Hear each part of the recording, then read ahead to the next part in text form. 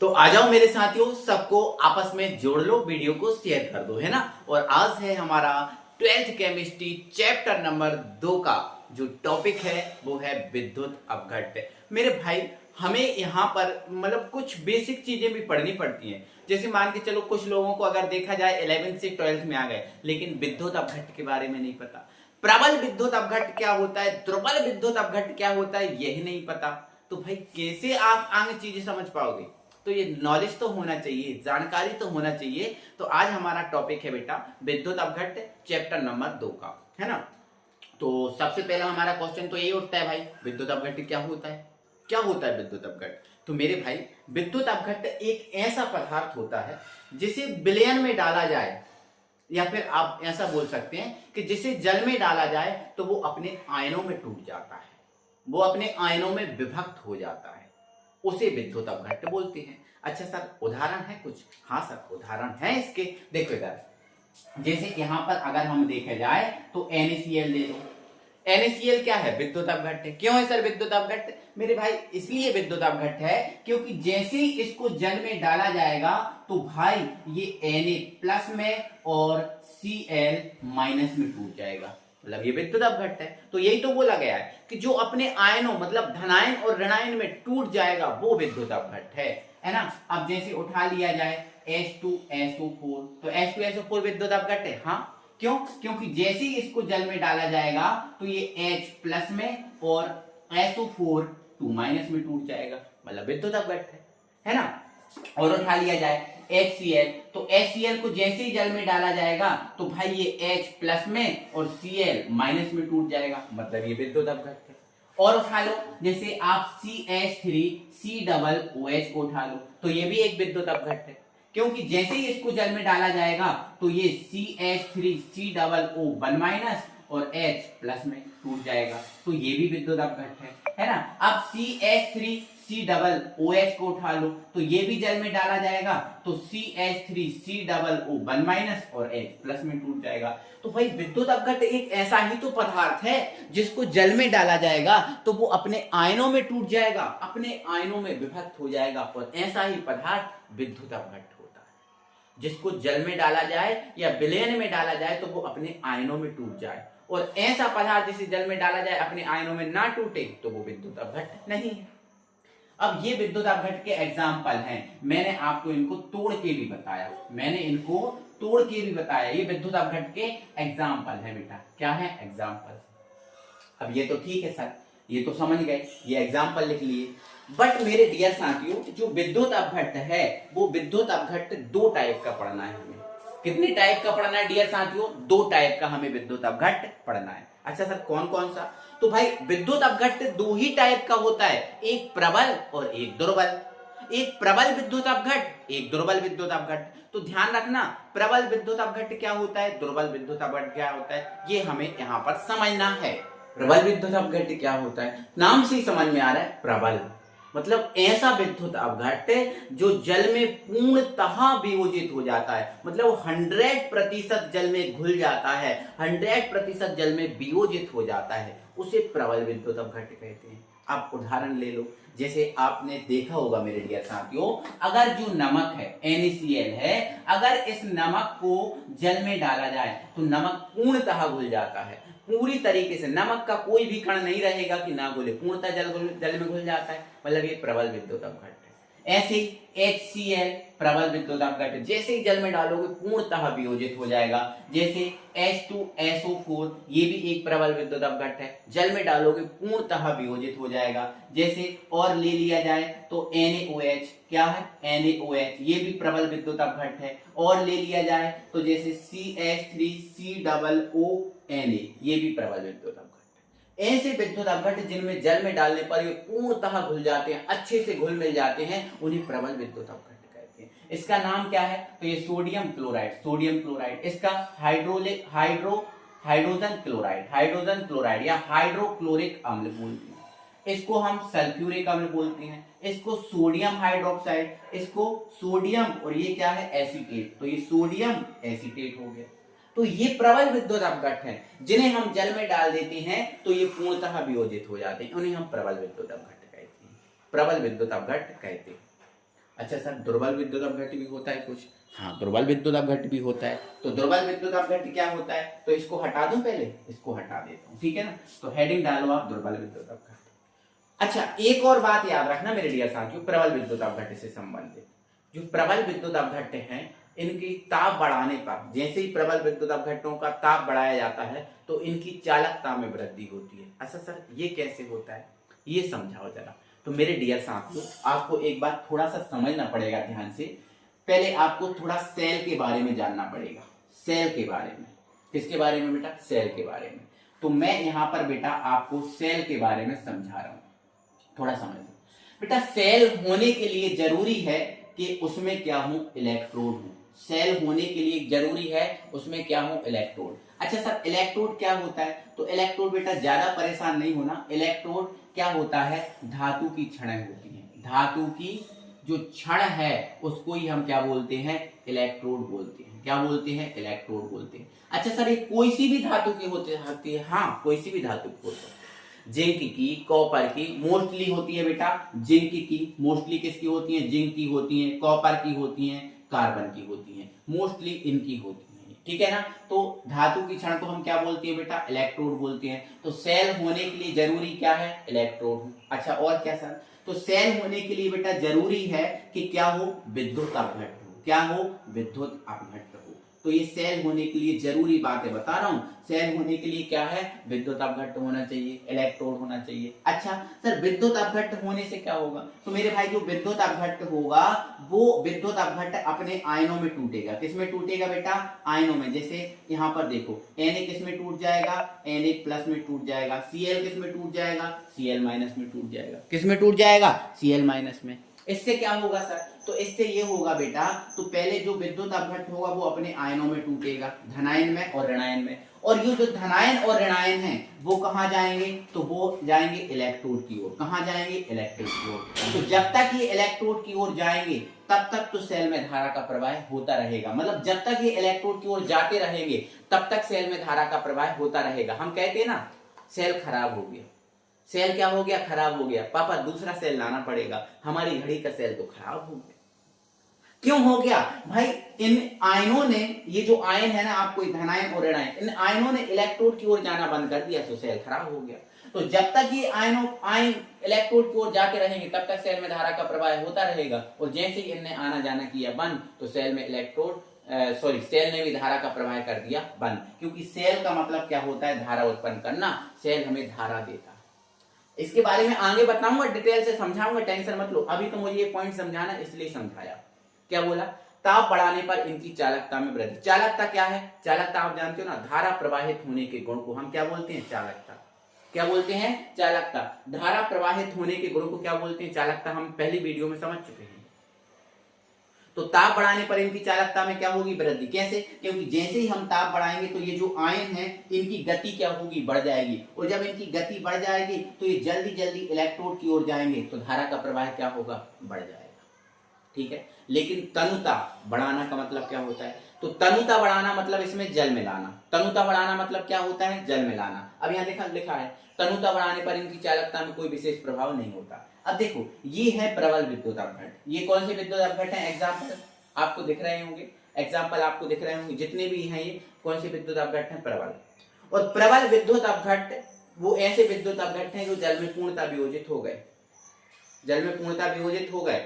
अब आप और जल मिलाओ तो ऐसा थोड़ी यार 100 से 100% तो होता नहीं है। जब पूरे पहले ही वियोजित हो गए, अब और भी जल मिलाओगे तो क्या और वियोजित होंगे, नहीं। अब जो और वियोजित नहीं होंगे तो आयन भी नहीं बनेंगे, और जब आयन और नहीं बनेंगे तो धारा का प्रवाह भी नहीं बढ़ेगा, है ना। तो तनुता बढ़ाओगे, तनुता बढ़ाना मतलब जल मिलाना, तो तनुता बढ़ाने पर इनकी चालकता में कोई विशेष प्रभाव नहीं होता। ये आपको याद रखना है अपने एग्जाम्पल के तौर पे, ठीक है ना। चलो आ जाओ, अब हम पढ़ते हैं बेटा दुर्बल विद्युत अपघट्ट को।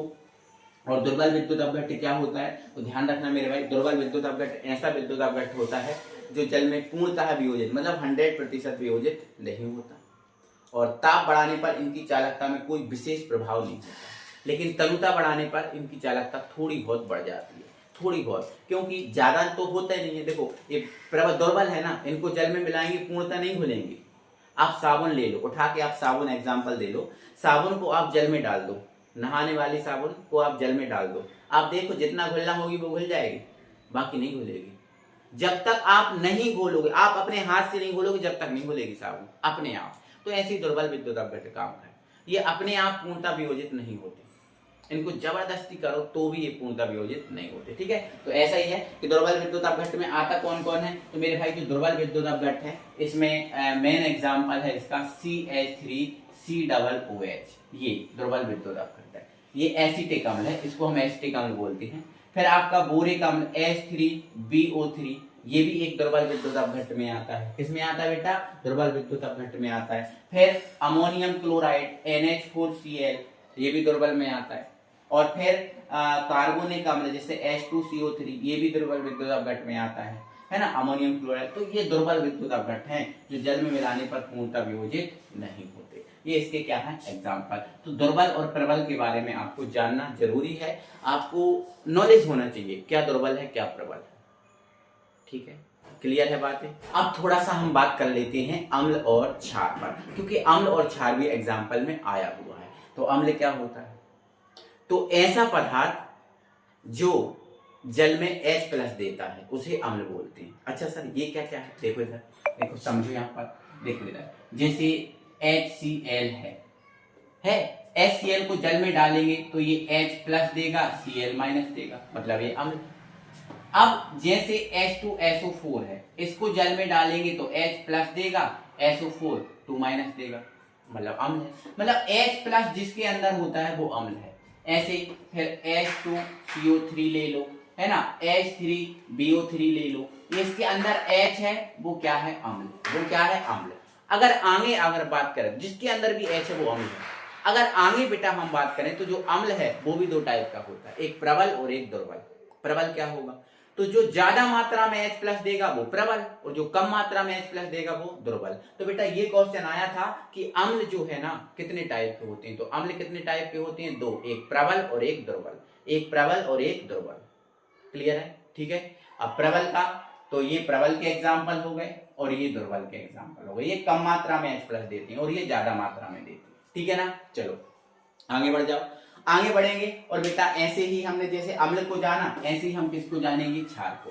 तो क्षार क्या होता है? जो OH- देता है उसे हम क्या बोलते हैं? क्षार बोलते हैं। जो OH- देता है उसे हम क्या बोलते हैं? क्षार बोलते हैं। अच्छा सर कैसे? तो देखो इधर, ये NaOH लिखा है, ये लिखा है KOH। क्या लिखा है? KOH। तो देखो अगर इसको वियोजित करें तो ये Na+ और OH- देगा कि नहीं? तो ये आपका OH- दे रहा है ना, मतलब ये क्षार है। ऐसे ये देख लो आप, K+OH- देगा तो ये क्या होगा? क्षार। जिसके अंदर भी OH होगा वो क्षार होगा, वो क्या होगा? क्षार। अच्छा और देखो, जैसे आपने देख लिया AlOH का होल थ्राइस, है ना, जैसे MgOH का होल ट्वाइस, ये क्या है? ये क्षार है। ये क्या है? क्षार है। अब क्षार भी दो टाइप के, एक प्रबल और एक दुर्बल। तो जो ज्यादा मात्रा में OH- देगा वो प्रबल, और जो कम मात्रा में देगा वो दुर्बल। तो ये बेसिक सी चीजें हैं, ये आपके लिए जानना जरूरी है, ये आपको पता होना चाहिए, इसीलिए मैं आपके सामने लेकर आया हूं। ठीक है ना भाई, ये समझ गए। अब बेटा एक बात क्या समझना है? तो बेटा आपको एक होमवर्क भी दे रहा हूं आपको। आपके लिए होमवर्क बेटा ये है कि आपने प्रबल और दुर्बल विद्युत अपघट्य पढ़ा है, तो प्रबल और दुर्बल विद्युत अपघट्य में आपको अंतर लिखना है। प्रबल विद्युत अपघट्य, प्रबल विद्युत अपघट्य, प्रबल विद्युत अपघट्य, और यहां पर आप लिख देना दुर्बल विद्युत अपघट्य। इनमें अंतर लिखना है। इनमें अंतर क्या चलेगा बेटा? इनमें अंतर ये चलेगा, पहला तो ये रहेगा कि यह जल में पूर्णतः वियोजित हो जाती है, यह जल में पूर्णतः वियोजित नहीं होती, ये हम समझा चुके हैं ना अब आपको। ठीक है। दूसरा आपको क्या करना है बेटा? दूसरा, ये ताप बढ़ाने पर इनकी चालकता बढ़ जाती है, लेकिन ताप बढ़ाने पर इनकी चालकता में कोई विशेष प्रभाव नहीं होता। यह हमने अभी पढ़ा है कि नहीं? तीसरा, तनुता बढ़ाने पर इनकी चालकता में कोई विशेष प्रभाव नहीं होता, लेकिन यहां लिखना तनुता बढ़ाने पर इनकी चालकता थोड़ी बढ़ जाती है, थोड़ी बढ़ जाती है। 3 पॉइंट हो गए। अब चौथा पॉइंट क्या है, तो चौथा पॉइंट क्या है बेटा, एग्जाम्पल का। क्या रहेगा, एग्जाम्पल का। तो एग्जाम्पल में हमें वही एग्जाम्पल देने, प्रबल के उदाहरण प्रबल में दे देना, दुर्बल के उदाहरण दुर्बल में दे देना, यही सब तो हमें करना है। ठीक है, तो जो मैंने अभी आपको समझाया वही सारी चीजें यहाँ आ जाएंगी। तो ये अपना हो गया प्रबल और ये अपना हो गया दुर्बल। ठीक है ना। चलो इसके बाद, तो इसके बाद ये है कि अभी तक आप बता दो किसने वीडियो को लाइक नहीं किया, ईमानदारी से बता दो। जिसने भी लाइक नहीं किया बेटा पाप पड़ेगा, काले पड़ जाओगे, है ना। तो इसलिए वीडियो को लाइक जरूर कर दो, है ना। लाइक कर दो, अपने 5 सच्चे मित्रों में बड़ी ईमानदारी के साथ अपने भाई को सपोर्ट करते हुए शेयर भी कर दो, और नए चैनल पे नए हो तो सब्सक्राइब कर दो। ठीक है ना। चलो अब कुछ टॉपिक और हैं, ज्यादा बड़े बड़े नहीं है, ये टॉपिक हमें समझने के लिए है ना। ये टॉपिक हमें समझना है, हमें आना चाहिए। अगर यही चीजें इतनी छोटी छोटी सी नहीं आए तो फिर आगे के हमारे जो टॉपिक हैं उनमें दिक्कत जाएगी। इसीलिए अब हम पढ़ेंगे क्या, छोटी सी छोटी परिभाषाएं जिसका नाम है ऑक्सीकरण। तो आपने वैसे तो 11th में ऑक्सीकरण सीख के रखा है, लेकिन 11th में आपने बहुत पाप किए हैं ना पढ़ के, इसलिए भूल भी गए हो सकता है। ठीक है, तो ऑक्सीकरण जानते हैं, तो जिसको हम बोलेंगे ऑक्सीडेशन। ठीक है, ये ऑक्सीडेशन क्या होता है, ऑक्सीकरण होता क्या है। यहां देखो लिखा हुआ है शब्द ऑक्सीकरण। देखो हम यहां आपको ऑक्सीकरण की 2 परिभाषाएं बताएंगे। कितनी बताएंगे, 2। दोनों को याद रखना हमारे लिए। वैसे तो हमें 4-5 परिभाषाएं इसकी 11th में हमने सीखी थी, लेकिन 4-5 नहीं याद रखते, नहीं याद है तो कोई परेशानी नहीं है, लेकिन 2 तो होनी चाहिए। वो कौन कौन सी, तो पहली सुनो। पहली मेरे भाई ये है कि ऑक्सीजन जो दिख रहा है ना O2, क्या होता है, O2 होता है ना। तो ऑक्सीजन का जुड़ना, ऑक्सीजन का जुड़ना क्या है, ऑक्सीकरण। पहली परिभाषा हो गई। ऐसे ही चाहो तो आप अपनी कॉपी में लिख लेना। ऑक्सीजन का जुड़ना क्या होता है, ऑक्सीकरण। ऑक्सीजन का जुड़ना क्या है, ऑक्सीकरण। और देखो लिखा भी है ऑक्सीकरण, तो यही शब्द आ रहा है ऑक्सीजन का जुड़ना। दूसरा, तो दूसरी परिभाषा बेटा आपको याद रखनी है, इलेक्ट्रॉन का दान करना। इलेक्ट्रॉन का दान करना क्या है, ऑक्सीकरण। 2 परिभाषाओं को याद रखना, आपका काम बन जाएगा। पहला ऑक्सीजन का जुड़ना क्या है, ऑक्सीकरण। दूसरा इलेक्ट्रॉन का दान करना क्या है, ऑक्सीकरण। आओ इसके एग्जाम्पल देख लो। जैसे यहां पर देखो मेरे पास, मेरे डियर साथियों, यहां पर Na है। Na क्या होता है सोडियम ना। हाँ ठीक। इसकी अगर हम ऑक्सीजन से रिएक्शन कराएं तो क्या बनेगा, तो भाई ऐसे तो कोई रिएक्शन नहीं करता। जब ये रिएक्शन करने आएगा तो Na अपने ऊपर क्या लेके आएगा, प्लस। O अपने ऊपर क्या लेके आएगा, 2 माइनस। और जब ये बनाएंगे तो ये 2 इधर चला जाएगा, ये 1 इधर चला जाएगा, तो क्या बन जाएगा, Na2O। Na2O। बाकी अब इसको बैलेंस करने का काम है तो कर देंगे। तो आप हमें इतना बता दो, मेन परिभाषा पे जाओ, क्या इसके अंदर ऑक्सीजन जुड़ रही है। आप बोलोगे हाँ सर जुड़ रही है।